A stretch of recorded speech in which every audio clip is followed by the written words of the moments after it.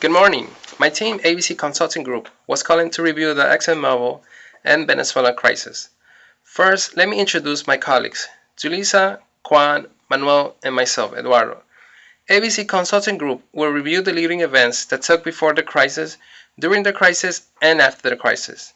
ABC will list the ways to prevent future crises and recommendations for future joint ventures. Pre-crisis events.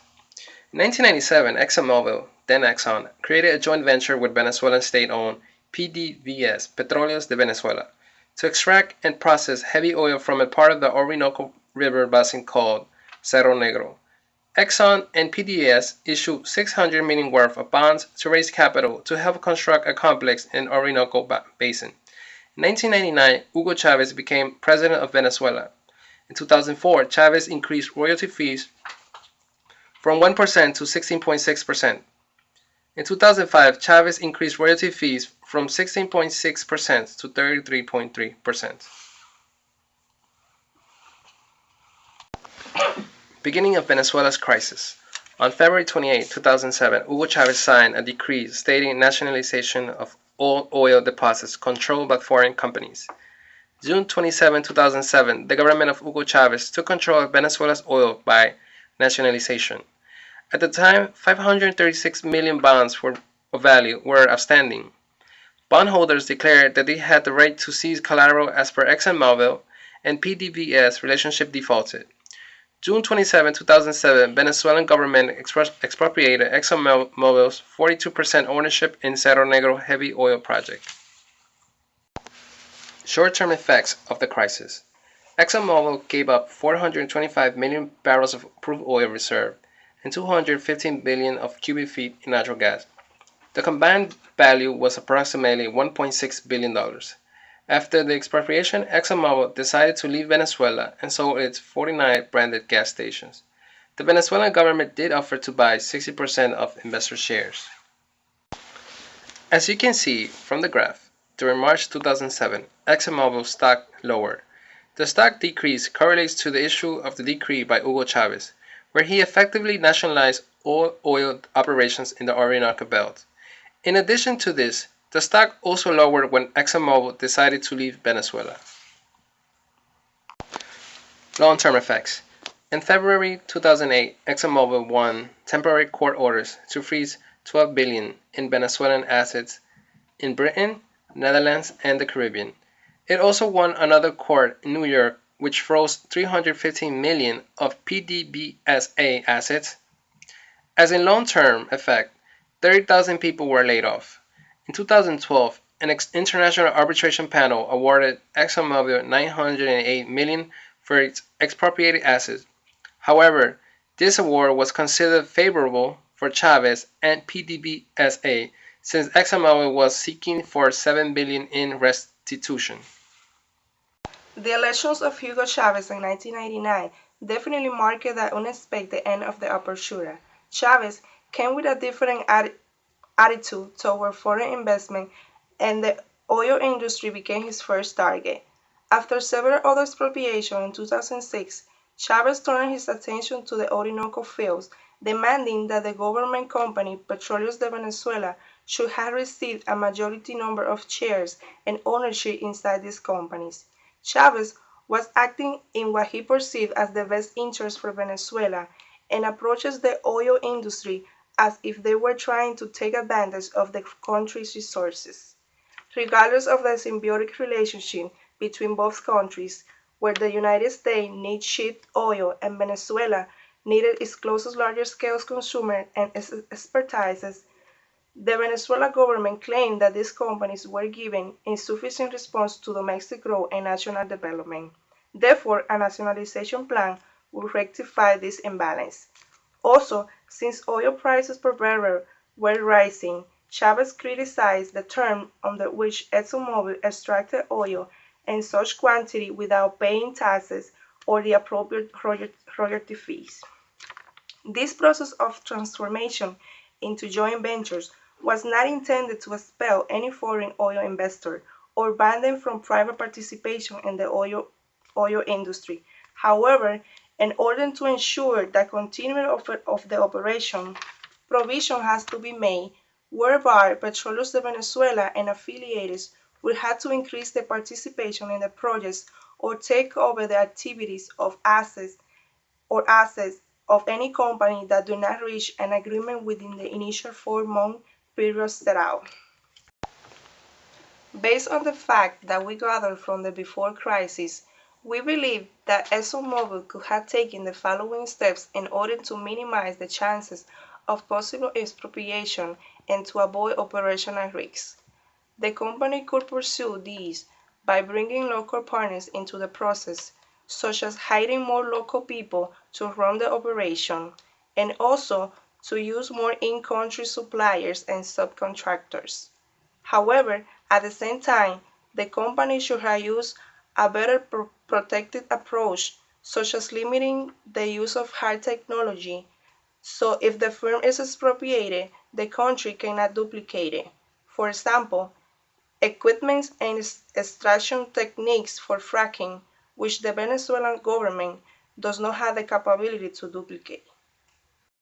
The company could also have undertaken a better integrity approach, such as investing in social programs and infrastructure for the benefit of poor communities in Venezuela, including schools and education, hospitals, roads, and water systems.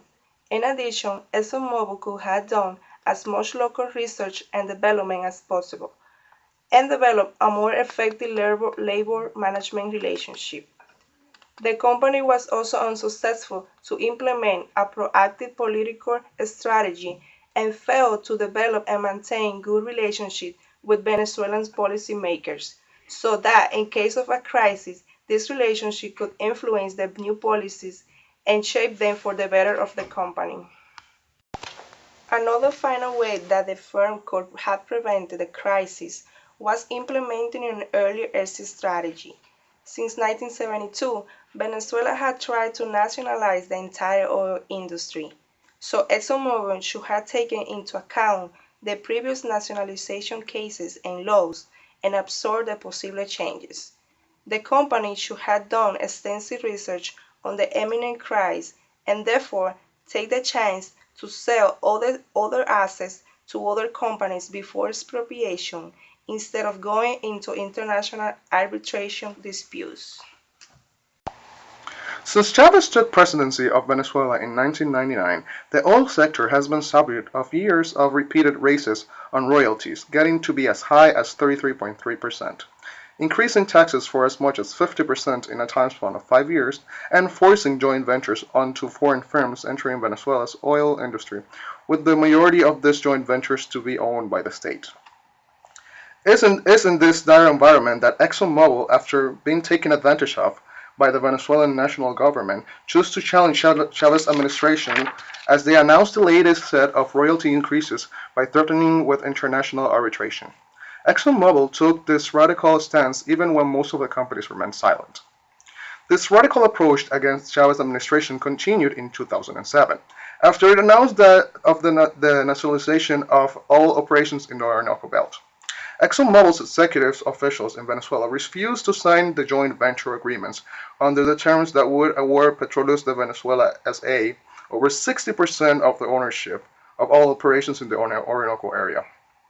The nationalization effectively affected major companies such as Chevron, BP, and ConocoPhillips. In addition to this, Exxon sought help with the International Chamber of Commerce (ICC), in the hopes that the international community will assist them in effectively stopping the Venezuelan government efforts. All of these highly confrontational strategies of defending their own holdings came to a high price to ExxonMobil.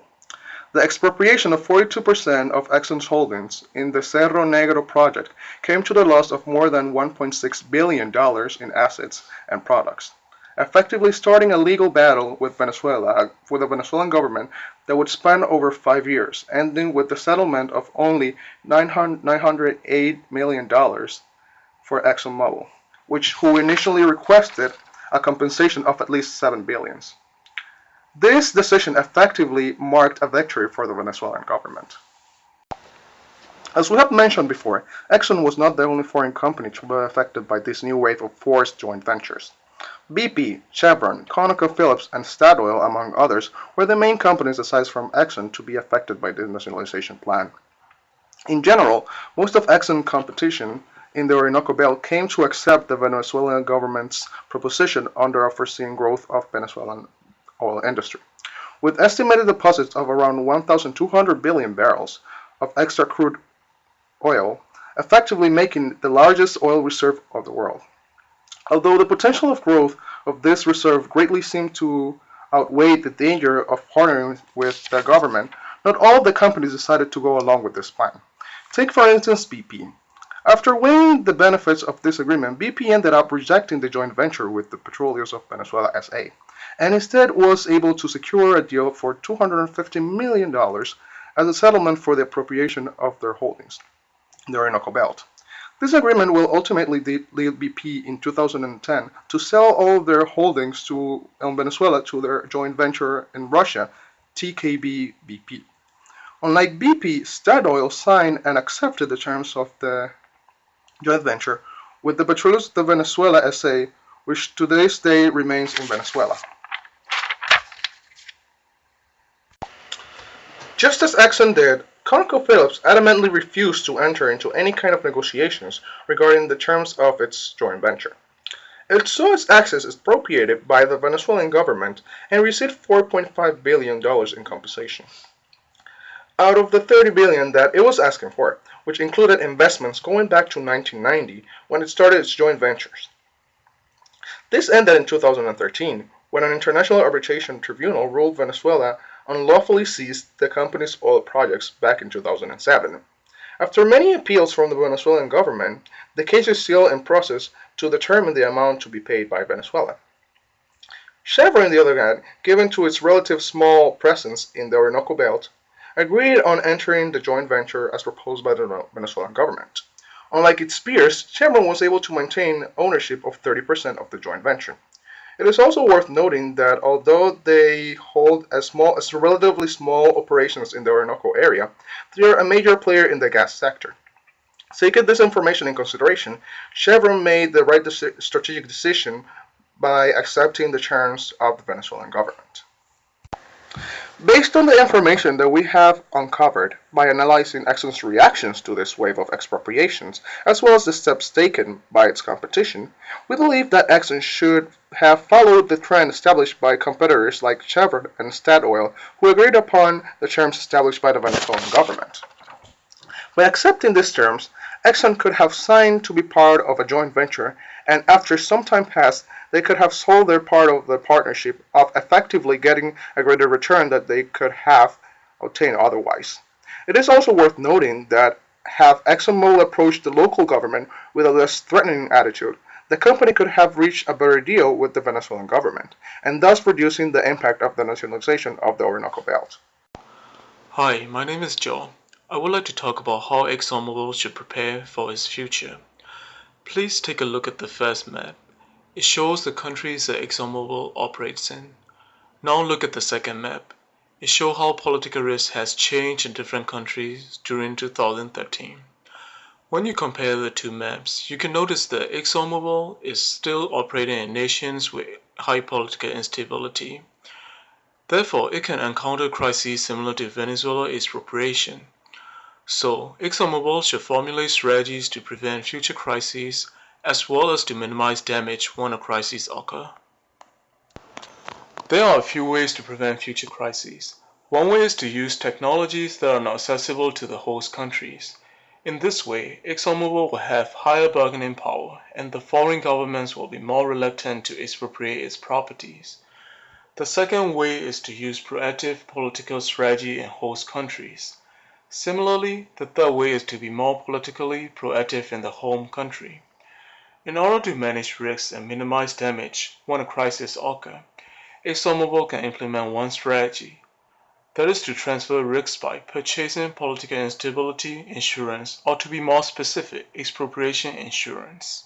So how should ExxonMobil use technology to increase its relative bargaining power? One way is to protect the existing technologies. If the local partner or host country government have access to these technologies, it is more likely for ExxonMobil to be expropriated. However, if the host country government does not have such technologies, it would choose not to expropriate. This is because the host country can suffer a lot from losing vital technologies. For example, when Venezuela government expropriated oil companies, it lost many exploration, extraction, and production technologies. Therefore, its oil production decreased drastically after 2007. Although existing technologies should be protected, they cannot remain private to ExxonMobil forever. One way or another, the host country will have access to these technologies. In this case, how should ExxonMobil maintain its bargaining power? In my opinion, investing in research and development and creating new technologies is the best way to solve this problem. Right now, the company has some ongoing research projects in biofuels, hydrogen fuel cells, and fuel-producing algae. However, it should still increase its R&D spending and find new energy production and advanced extraction methods. With new technologies, the relative bargaining power of ExxonMobil will always be at the same level or even higher. Another way to prevent the crisis is to implement proactive political strategies in host countries. ExxonMobil should create closer ties with officials from host countries so that it can influence future local policies and make them more beneficial to the business. In order to develop good relationships, ExxonMobil should train its employees culturally. The employees should also follow local business practices such as spending time to get to know each other before starting the actual work. They should also adjust US business practices. Local people in Venezuela might consider monosynchronic and high context cultures of United States exploitive and lack of trust. And again, ExxonMobil should avoid challenging the local government. In the past, the company challenged Venezuela government several times.